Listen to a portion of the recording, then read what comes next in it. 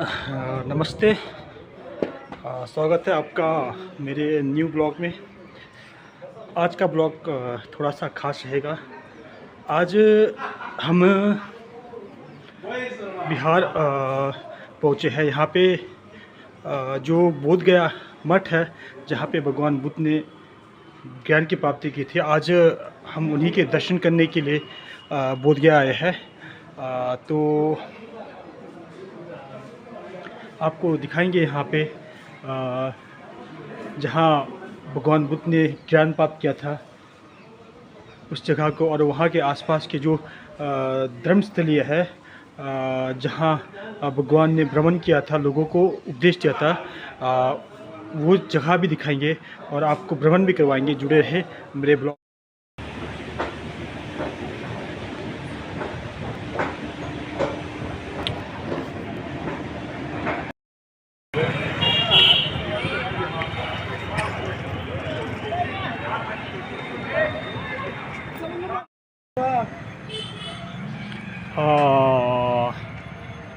हम यहाँ पे रुके हैं महाबोधि मेडिटेशन सेंटर। ये जो वर्मा है, वर्मा वालों का ये सेंटर है यहाँ पे। तो ये देखिए आप, यहाँ इनका कैंपस है, ये इनका मठ है यहाँ पे। और आगे का दिखाते हैं आप आपको। बड़ा ही सुंदर ये देख मठ। यहाँ पे काफ़ी भिक्षु यहाँ पे रहते हैं। और यहाँ देखिए दीवार पे कितनी अच्छी पेंटिंग यहाँ पे बनाया हुआ है। ये भगवान गौतम बुद्ध देखो, ये जो पेंटिंग है, ये जब भगवान बुद्ध बोधिसत्व थे, तो जब वो सुमेर के रूप में ब्राह्मण थे, तो यहाँ पे हमारे कश्यप बुद्ध थे। और तो कश्यप बुद्ध जब एक बार किसी गांव में जा रहे थे, तो वहाँ पे जब लोग उनके स्वागत के लिए तैयार थे, खड़े थे, तो वहाँ पे सुमेर नाम का ब्राह्मण है, वो भी आता है। तो वो सोचता है कि सब भगवान बुद्ध की सेवा में लगे हैं, तो मेरी तरफ से कोई योगदान होना चाहिए। तो वहाँ सब भगवान बुद्ध के स्वागत के लिए फूले बिछाए गए थे तब बुद्ध उनके ऊपर से चढ़ के जाते हैं। और जब बाद वो दर्शन करते हैं, तो बुद्ध उस समय कहते हैं कि आने वाले समय में ये जो सुमेर है, आने वाले समय में ये अगले बुद्ध होंगे। तो इस प्रकार से भगवान उस समय के बुद्ध ने ये भविष्यवाणी की थी कि आने वाले बुद्ध है, जो ये सुमेर ब्राह्मण है, ये बुद्ध होंगे, जो बाद में गौतम बुद्ध के जो रूप में जन्म लेते हैं। और ये आप देख सकते हैं कि ये जो हाथी और ये जो एक रानी का जो चित्र दर्शाया गया है यहाँ पे, कहते हैं कि बुद्ध की माता जो महामाया थी, उनको स्वप्न आता है कि स्वप्न में देखते हैं कि एक हाथी है जो आकाश मार्ग से उड़ते हुए उनके पास आता है, उनके शरीर में प्रवेश करते हैं।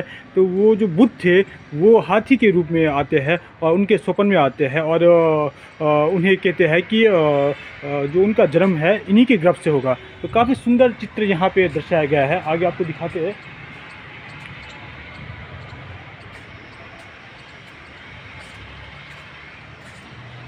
ये देखिए यहाँ पे इनके पिता सुदोधन जी, इनका चित्र दिखाया गया है यहाँ पे। और यहाँ से आप देखते हैं ये जो चित्र है, ये इसमें तथागत गौतम जो अपने बाल्यावस्था में थे, उनके साथ उनका जो भाई है वो देववती, इनका दृश्य यहाँ पे चित्र प्रस्तुत किया गया है। जिसमें आप सभी जानते हैं कि जब देवव्रत एक हंस का शिकार करते हैं, तो जो हंस गिरता है तो उन्हें घायल अवस्था में देख के सिद्धार्थ गौतम उठाते हैं, और इन्हीं बात पे इन दोनों का झगड़ा होता है। तो वो राजा के पास जाते हैं, तो राजा सुदर्शन उनसे कहता है कि जो मारने वाले से ज़्यादा बचाने वाले का हक ज़्यादा होता है। तो इस प्रकार वो हंस को बचाते हैं और हंस को स्वस्थ करते हैं। ये चित्र यहाँ पे दर्शाया गया है। और इस चित्र को आप देखें तो यहाँ पे ये उस समय का है जब भगवान तथागत गौतम बुद्ध जब उनका विवाह होता है, उस समय का ये चित्र दर्शाया गया है। काफ़ी सुंदर चित्र यहाँ पे।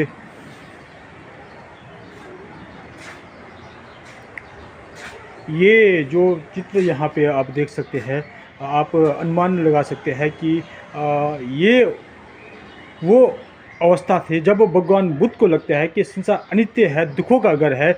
जब राजसी वैभव और उच्च कोटि का जीवन जीते हुए जब भगवान बुद्ध एक बार अपने राज्य का निरीक्षण करने के लिए बाहर जाते हैं, तो ये देखते हैं कि बीच में जब उन्हें ये जो पहला चित्र है यहाँ पे ये दिखाया गया है कि किस प्रकार भगवान बुद्ध एक बूढ़े व्यक्ति को देखते हैं, बीमार अवस्था में व्यक्ति को देखते हैं। तो वो अपने साथी से पूछता है कि व्यक्ति कौन है और ये इस का कारण क्यों पड़ा है। तो उनका साथी कहता है कि ये जो व्यक्ति है ये बूढ़ा व्यक्ति है और ये बीमार है, रोग से ग्रसित है। तो बुद्ध कहते हैं कि क्या हम भी रोग से ग्रसित होंगे। तो वो कहता है कि चाहे राजा हो चाहे जो भी हो, किसी न किसी रोग से वो ग्रसित होंगे। और ये जो अवस्था है यहाँ पे देखते हैं कि जब वो यहाँ से आगे जाते हैं तो किसी मृत व्यक्ति को देखते हैं, तब वो पूछते हैं अपने साथी से कि ये अवस्था कौन सी है। तो वो कहते हैं कि जो व्यक्ति जन्म लेता है उन्हें मरना भी पड़ता है और ये जीवन का अटल सत्य है। और तीसरा आप देखते हैं यहाँ पे एक बुरा व्यक्ति, कमज़ोर व्यक्ति को जब बुद्ध देखते हैं तो गौतम तो वो सवाल पूछते हैं कि इसकी अवस्था कैसे हुई। तो वो कहते हैं, साथी कहता है कि जो कोई भी मनुष्य जन्म लेता है उसे इस बुढ़ापे का सामना करना पड़ेगा। और यहाँ अंत में ये जो देखते हैं कि पेट के नीचे एक संत बैठा हुआ होता है। तो जब वो पूछते हैं तो कहते हैं कि ये संत है, इन्होंने राज त्याग किया है, उन्होंने अपने जीवन में जितने भी अपने सुख सुविधाओं को त्याग कर इन्होंने सन्यासी का जीवन व्यतीत करने का निश्चय किया है। तो जब बुद्ध उनको देखते हैं तो उनमें काफ़ी परिवर्तन आता है। वो देखते हैं कि किस प्रकार से ये व्यक्ति सारे सुखों को त्याग कर आखिरकार सन्यासी का जीवन व्यतीत कर रहा है। तो ये जो चित्र है काफ़ी अच्छा दर्शाया गया है। और ये चित्र आपको ये कहता है कि जब भगवान बुद्ध के मन में वैराग्य का भाव उत्पन्न होता है कि वो जब सोचते हैं कि जब ये संसार दुखों का घर है तो मुझे किस प्रकार से दुखों से मुक्ति मिलना है। तो वो उस समय का है जब वो अंतिम समय राजमहल को त्याग करते हैं। तो वो देख सकते हैं कि किस प्रकार उनकी धर्मपत्नी और उनका बेटा यहाँ पे सोया होता है। वो अंतिम बार उनके दर्शन करते हैं, फिर वहाँ से चले जाते हैं। काफ़ी सुंदर चित्र यहाँ पे। और ये उस समय का है जब भगवान बुद्ध अपने राजमहल को त्याग कर अपने साथी और उनके प्रिय घोड़े के साथ आगे जाते हैं। और वहाँ पे ये जब सन्यासी का वस्त्र धारण करते हैं तो वो ये अपने केश को काटते हैं। ये चित्र काफ़ी सुंदर प्रतीत है यहाँ पे। इस चित्र में आप देख सकते हैं कि जब भगवान बुद्ध गृह त्याग कर वन को जाते हैं तो उनके साथ वन में 5 और भिक्षु होते हैं जो उनके साथ ध्यान में साधना करते हैं, जो बाद में उनको छोड़ के चले जाते हैं। तो ये कठिन तप करते हुए अभी वो यहाँ पे दर्शाया गया है। और ये वो अवस्था है जब भगवान बुद्ध काफ़ी साधना में पारंग निपुण होते हैं। तब वो जब अपने स्वप्न में देखते हैं कि किस प्रकार वो पूरे चारों दिशाओं को वो उनके हाथ पैर या चारों दिशाओं में उनका शरीर फैला हुआ है। तो वो कई संकेतें करते हैं यहाँ पे। इन संकेतों में से ये दिखाया गया है कि एक संकेत में आपको ये देखने को मिल सकता है कि किस प्रकार देखो ये कई प्रकार के पक्षी जो अलग अलग कलर के हैं, जो अलग अलग रूप में है, वो पक्षी उनके पास आते हैं। लेकिन जब वो उनके पास आते हैं तो उनका रूप एक ही होता है, सफ़ेद रूप हो जाता है। अर्थात इसका मतलब ये है कि जब भगवान बुद्ध ज्ञान को प्राप्त होंगे तो अनेक तरह के संप्रदाय के लोग उनके पास आएंगे, अनेक तरह के दार्शनिक लोग उनके पास आएंगे। लेकिन जब वो उनके पास आएंगे तो वो उन्हें एक ही विद्या सिखाएंगे। तो ये काफ़ी बहुत ही सुंदर प्रस्तुति यहाँ पे दिया गया है। ये आप देख सकते हैं यहाँ पे।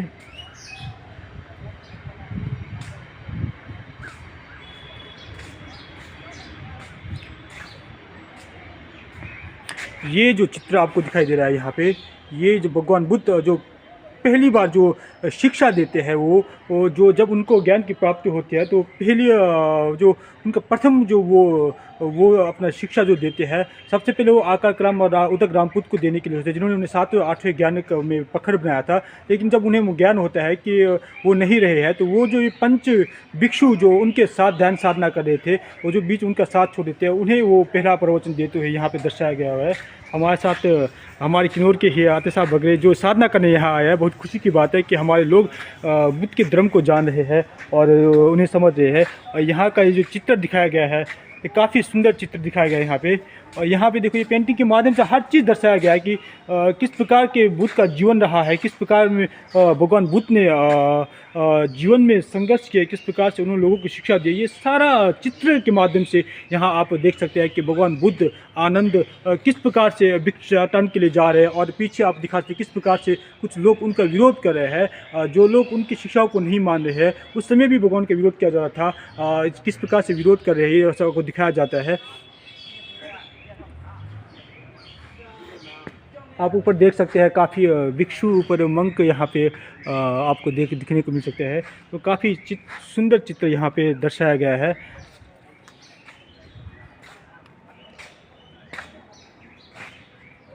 ये जो भाषा है ये पाली भाषा है। पाली भाषा का जानकार तो नहीं हूँ, लेकिन मैं आपको हिंदी में ट्रांसलेट करके हिंदी में जो चित्र के माध्यम से आपको समझा रहा हूँ। और ये जो आपको ये चित्र दिखा रही है, ये बहुत ही महत्वपूर्ण चित्र। यहाँ देखिए आप, ये भगवान बुद्ध है।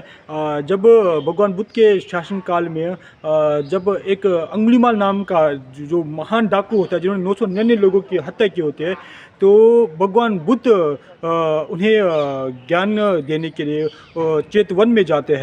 तो वो चित्र यहाँ दर्शाया गया है। तब भगवान बुद्ध जब अंगुलीमाल के संपर्क में आते हैं तो वो उनको ज्ञान का उपदेश देते हैं। तो वो कहते हैं अंगुलीमाल से कि हे अंगुलीमाल, कि संसार में सभी प्राणी मृत्यु से डरते हैं, सभी प्राणी जीना चाहते हैं, तो उन्हें कोई अधिकार नहीं है कि वो किसी प्राणी की हत्या करे। तो कई लंबा वार्तालाप अंगुलीमाल और तथागत बुद्ध के बीच में चलता है। तो काफ़ी सुंदर चित्र यहाँ पे दिखाया गया है। यहाँ पे चित्रों के माध्यम से आप देख सकते हैं।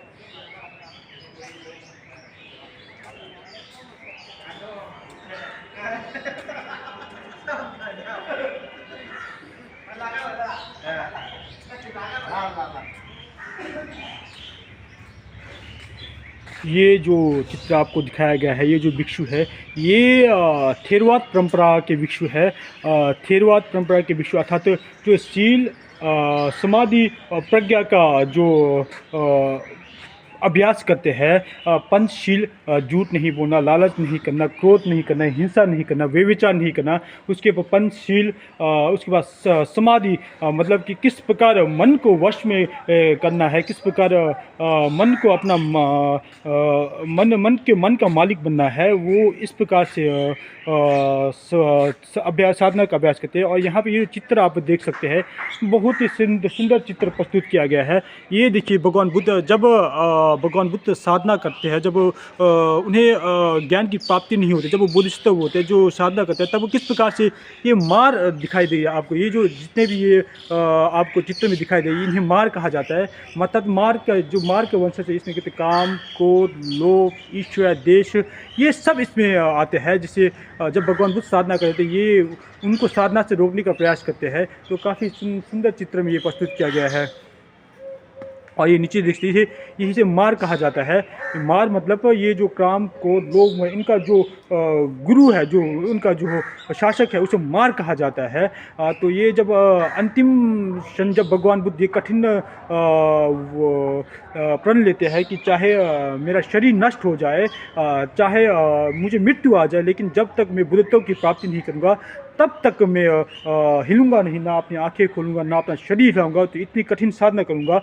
तो उस समय मार उनके सामने प्रवेश होते हैं। जब उन्हें ज्ञान की प्राप्ति होती है, तो मार कहता है कि मैं ये कैसे मानूं कि तुम्हें बुद्ध की प्राप्ति हुई है। तो बुद्ध कहते हैं कि इसका साक्षात मान ये धरती है। तो काफ़ी सुंदर चित्र। और ये देखिए सुंदर चित्र, यहाँ पे ये चित्र दर्शाता है कि जब चेतवन में जब भगवान बुद्ध जाते हैं, तो किस प्रकार अंगुलीमाल, इनके गले में ये माला दिखाई दी, अंगुलीमाल किस प्रकार से वहाँ आते हैं और प्रहार करने की कोशिश करते हैं।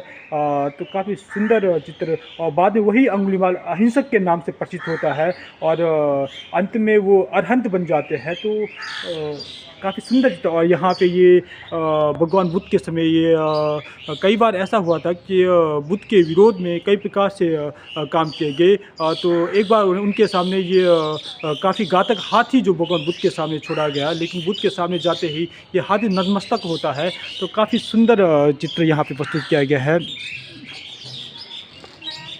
और ये चित्र आप जब देख रहे हैं, तो इस चित्र को आप ध्यान से देखोगे तो आपको ऐसा प्रतीत होगा कि जब भगवान बुद्ध मगध में थे, जब मगध के राजा बिंबिसार थे, तब की कहानी है ये, कि तब कहा जाता है कि भगवान बुद्ध को किस प्रकार से नीचा दिखाया जाए, भगवान बुद्ध के शिक्षा पर किस तरह से लांछन लगाया जाए। तो वहाँ के कुछ लोगों द्वारा जो बुद्ध के विरोध में थे, उनके द्वारा एक सुंदर सी लड़की को सजा सवार के तैयार किया जाता है ताकि वो बुद्ध पे लांछन लगा सके। तो ये जब भगवान बुद्ध जब वहाँ प्रवचन दे रहे होते हैं तो ये लड़की अपने पेट में एक बड़ा सा लकड़ी और लकड़ी को रस्सी से बांध कर आते हैं और कहते हैं कि बुद्ध से कि ये मेरे पेट में आपका पुत्र है, तो इसके रहने या जीने के लिए कोई व्यवस्था किया जाए। जब इस प्रकार से वार्तालाप होता है तो भगवान बुद्ध बड़े शांत होते हैं, तो वो कोई उत्तर नहीं देते हैं। तो अचानक ऐसा होता है कि भगवान बुद्ध के स्वरूप को देखकर जो ये लड़की है ये खुद ही नर्वस हो जाती है और उसके शरीर ढीला पड़ जाता है और रस्सियाँ ढीला पड़ जाता है और जो उसने यहाँ पेट में जो लकड़ी बांधा हुआ तो वो गिर जाता है। तो वहाँ इस प्रकार से वो जिस प्रकार से उसका झूठ जो लड़की के झूठे बातें करते हैं वो वहाँ पे साबित होता है। तो काफ़ी सुंदर व्याख्यान यहाँ पे किया गया है। देख सकते हैं कि भगवान बुद्ध को उनके ध्यान से दूर करने के लिए किस प्रकार से यहाँ पे मार क्रिया करता है यहाँ पे। और ये ऊपर आप देख सकते हैं कि जिस प्रकार से मार भगवान बुद्ध के साधना को विफल करने की कोशिश, उसी प्रकार से ये जो देवी देवता है जो सतपुरुष है वो किस प्रकार से भगवान बुद्ध की रक्षा के लिए आते हैं, उनके सब नतमस्तक होते हैं। काफ़ी अच्छा चित्र यहाँ पे प्रस्तुत किया गया है। ये यहाँ पे भगवान बुद्ध को खीर खिलाते हुए यहाँ पे काफ़ी सुंदर चित्र यहाँ पे।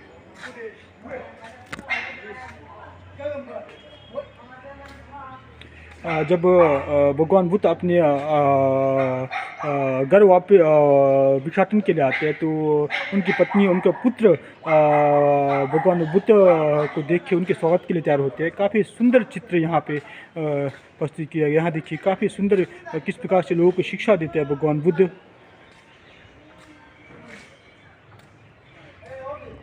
काफ़ी सुंदर चित्र यहाँ पे।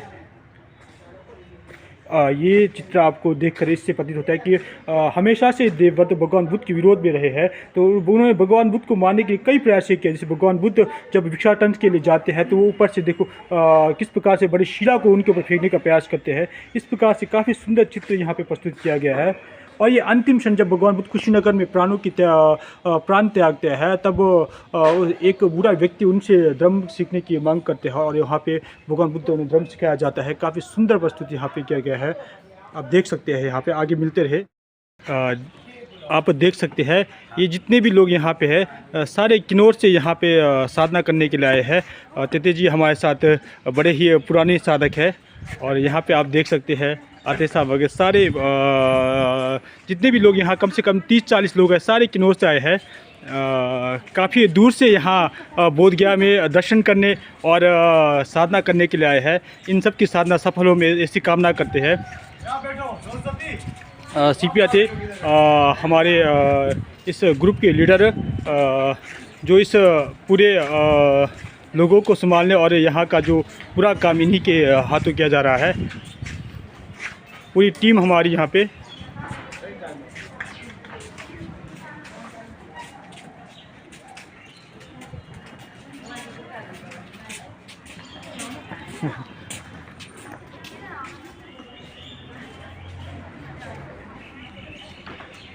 जा रहा था मतलब सामान इन्हें दो यहाँ दो मिलाता हूँ सामान की लीदा मधु है यही रेस्ट करना है ना। अच्छा ठीक है। हाँ भाई ये सारे लोग आप देख रहे हैं ये पूरे किन्नौर से आए यहाँ पे। कम से कम हमारी टीम है 40-45 लोगों की टीम है यहाँ पे। सब यहाँ पे आए हैं और नहीं हम भी खाए से धन्यवाद। और लास्ट में आते साहब दो साहब एक सामान बारी हो तो ये क्या करना है? ये भी ले जा, ये फिर खराब हो गया। दो बारी हो तो तुम अच्छा तो मिलाता हूँ। पूरी टीम है यहाँ पे लगभग इतना उनको दे दिया वो 40 में। ये देखिए महाबोधि मठ ये जो है दिखाई दे रहा है आपको यहाँ पे।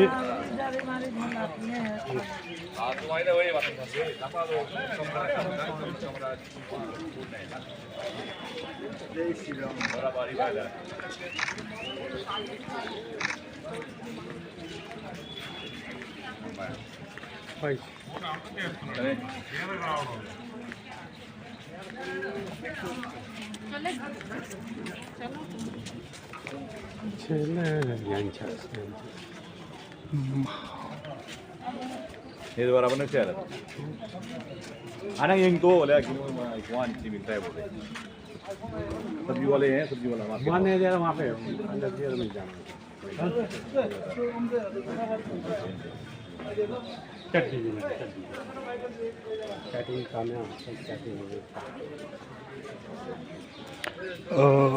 यहाँ देख सकते हैं आप जहाँ भी भिक्षुओं को थोड़ा सा भी जगह मिलता है वो वहाँ पे अपना डेरा डाल के प्रार्थना मंत्र या साधना करते हैं। महाबोधि टेम्पल